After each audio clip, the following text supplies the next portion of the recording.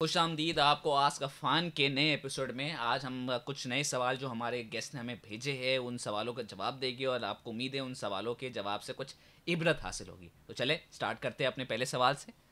अच्छा, पहला सवाल हमें आया है, वो ये पूछ रहा है कि मैं अभी ग्रेजुएट हुआ हूँ और मेरी फ़र्स्ट सैलरी आने वाली है। मेरी अभी जॉब लगी है तो अच्छा, फ़र्स्ट सैलरी के हवाले से मैं बहुत ही इंपॉर्टेंट बात करना चाह रहा हूँ कि आम तौर पे लोग अपनी फ़र्स्ट जॉब जो करते हैं और फर्स्ट सैलरी जो कमाते हैं वो सबसे इम्पॉर्टेंट होती है, क्योंकि your first job your first salary सबसे इम्पॉर्टेंट इसलिए होती है क्योंकि वही डिसाइड करेगी कि आपका आगे वाली सैलरीज कैसे होगी। राइट, तो अगर आपकी स्टार्टिंग पहले 50,000 से स्टार्ट होती है या 1 लाख से शुरू होती है, तो आने वाली दूसरी सैलरी भी उसी के बेसिस पे आपको दी जाएगी। तो याद रखें, जो पहली सैलरी आती है वो इसलिए इंपॉर्टेंट होती है क्योंकि आपकी आने वाली सैलरी उस पर डिपेंडेंट होती है। तो आप जल्दबाजी मत करिएगा कि आपको ये जॉब मिल जाए और ये सैलरी मिल जाए।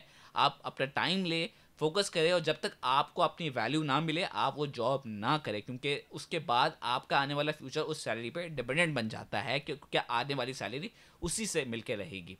तो ये बहुत ही इंपॉर्टेंट बात है।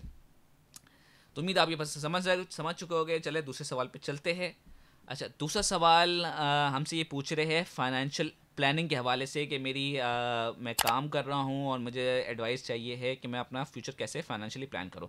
तो ये बहुत ही इंपॉर्टेंट है। ये शख्स ने तो बड़ा सोचा है, मगर आम तौर पे लोग फाइनेंशियल प्लानिंग के बारे में नहीं सोचते।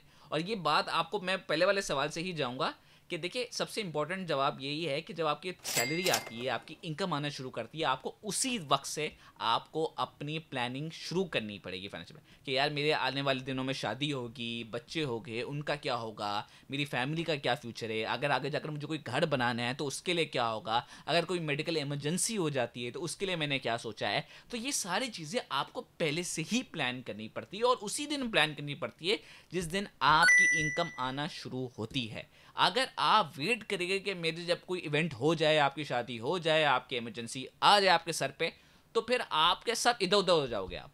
तो फोकस आपको यही होना चाहिए कि जिस दिन आपकी इनकम आना शुरू, उसी दिन से आप अपना फ्यूचर, अपनी फाइनेंशियल प्लानिंग शुरू कर देगा। ये मेरा फ्यूचर है, ये मेरे बच्चों का फ्यूचर है, ये मेरी शादी का फ्यूचर है, ये मेरी बीवी का फ्यूचर है, ये मेरी फैमिली का फ्यूचर है। ये सब आपको पहले से ही फाइनेंशियली प्लान करना पड़ेगा। जैसे आप स्कूल जाने के लिए किताबें प्लान करते हैं, स्केड्यूल प्लान करते हैं, उसी तरह आपको अपना इनकम भी प्लान करनी पड़ेगी। तो चले अगले सवाल पे चलते हैं।